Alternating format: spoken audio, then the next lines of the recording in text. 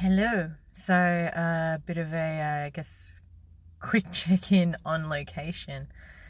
I was going to be doing this video check-in when I got to Harcourt, but I've actually been given a phone call. So I'll backtrack a little bit because there's more that I want to go into on top of that. So today I was meant to go and see Mel and Des, my pagan parents, and kind of reconnect with that part of the family, of my spiritual family, I guess. And it's obviously meant a lot that while I feel like there are people exiting my life, or I am, they are either removing themselves or for whatever reason, I'm not carrying them with me into 2019, and that's okay.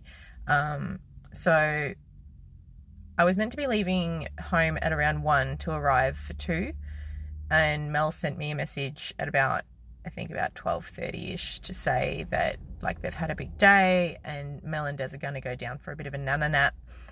If we can push it back to 3, and I said, yeah, that's totally fine. I can find other things. I can kill time for an hour. That's no problem at all. And what I did in that hour was I started writing goodbye letters. So I wrote one to the addict part of myself, specifically the addict part. I think Stoner May has her uses. When you remove the complete emotion, she actually has quite a lot of wisdom and insight, and she's fun. She's not someone that I want to get rid of completely, but I don't need to be her all the time. So it's really Addict May.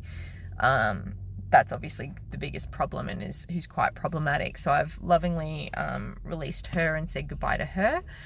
I wrote 4. I remember I wrote 4 letters. So one was to me, one was to Ballarat Myotherapy Clinic, one was to Daniel, and the 4th one was like a combined one to Alex, Pete, and Erica, saying thank you for the lessons that you've taught me. I'm learning so much about myself through our interactions, and what I've come to the conclusion is that it is best for us to all take a step apart. I think whether it's just me, well, it's definitely a lot of it's coming from me, is those particular connections being in my life, I am still relying on them or acting on the habit of the way that I usually behave having them in my life. So in releasing them with loving kindness, but also inviting them back if the universe sees that that's suitable at some point in the future. So whereas everything else has been a thank you so much and goodbye, this is thank you, goodbye, and I hope that our paths cross in the future again.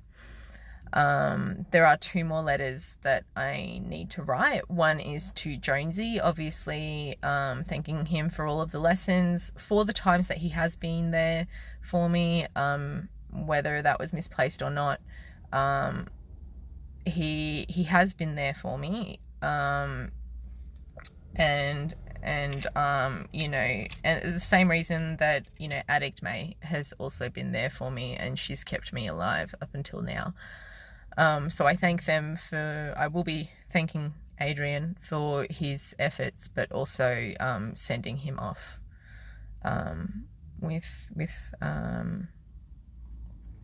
kindness and good intention, and hope that things work out, and because ultimately it's the world that benefits from us all attaining our highest good and acting in alignment with our highest good. So I have no ill wishes towards him, but I do need this boundary of do not contact me anymore to be respected.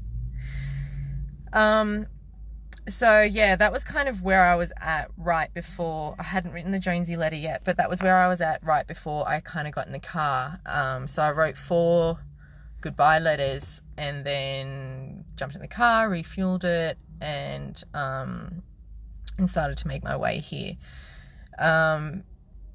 not too long into the trip, I started to notice anxiety and no thoughts attached to it. So I didn't really know where that was coming from. And I guess with that discomfort, I was also then starting to think like permission thoughts are starting to come through. Even though I, always every morning and every night make a commitment to having a day where I don't use, I know that that's already presenting to be a struggle. And I'm saying to myself, I'm like, well, you've sort of touched on some quite emotional work. Like, it makes sense if that's where it's coming from, but I feel like that would be coming more from my heart than my gut. So something in my gut's not feeling really great about things, but my guts are also not terribly great. So while driving, I took a Valium and had a couple of cigarettes, hoping that feeling would pass, and asked my guides and the universe for just a sign on what to do. Although I didn't know really how to ask for that. I'm like, give me a sign if I'm doing the right thing, and don't give me one if I need to use tonight, if I'm doing it too soon. Because then regarding the using thing, I'm like, well, what happens if we use tonight? Well, if we use tonight, can we do a day one tomorrow? Can we stick with that plan? Tomorrow would be interesting because it would be the first time in a long time that I'll be going to a social event completely sober and not under influence.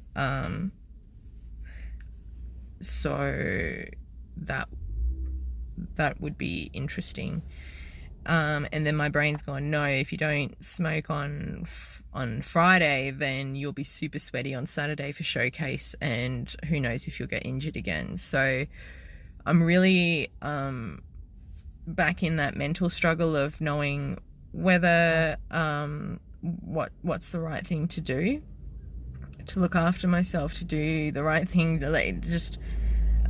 or if what's being said to me is like, well, clearly, May, you're back at the same place that you are always stuck, so it's time to do something different. And doing something different would obviously be trying to be sober and not use. But I don't know, as this day is going on, I'm losing faith in my capability to stick to that plan. So yeah, kept driving. This feeling of anxiety hasn't really left me, and I've just received a call from Des apologising, saying that they were really looking forward to seeing me again and catching up, but unfortunately Aiden, who is their second eldest, has just come home with gastro, and it's been going through the family, and they thought they were all over it, but Adie's just come back feeling sick, and so for everyone's health and well-being, I need to stay away. And so I'm also trying to interpret what the universe is trying to say to me in that.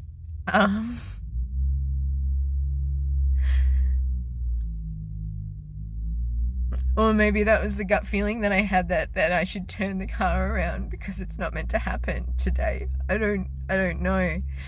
I'm thinking in my head now, I'm like, I don't know if I want to go to Pole. But if I don't go to Pole, then I'm trying to convince myself to go to Fernwood and at least do some cardio to get my get my circulation and blood pumping a little bit, even if I just walk on the treadmill for a little bit. And so then I'm trying to figure out where I'm going to do that around my ritual tonight. So I'm at least telling myself that the most important thing to do today is get my crystals out to recharge in the full moon and to complete this grieving ritual. And then after that, we can go from there. I don't know if I want to do all of that first, and then after that head down to Fernwood, do a bit of exercise instead of going to the studio, and then yeah, and then go home and use. I don't want to plan to use, so I'm really resisting that, but I don't know, yeah, what's the kind thing to do for myself. I don't know what's the right thing to do. I'm really struggling right now.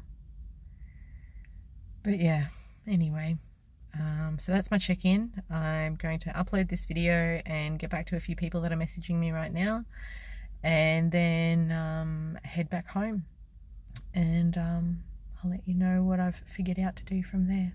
Okay, thanks, bye.